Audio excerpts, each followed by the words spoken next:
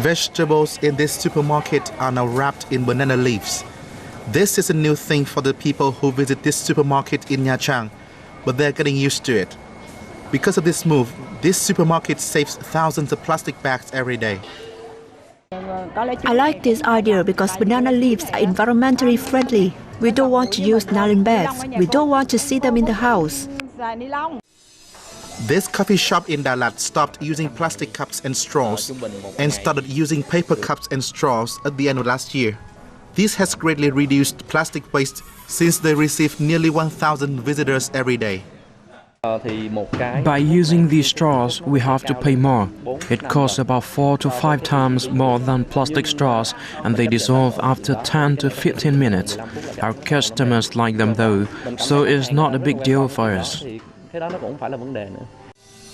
Consumers are getting used to products that are no longer wrapped in plastic bags.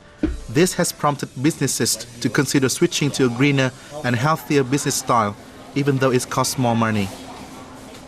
Even though our costs are higher, we're still happy because our customers are satisfied with the changes.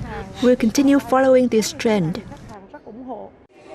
These businesses are one of the pioneers when it comes to replacing plastic materials with environmentally friendly ones.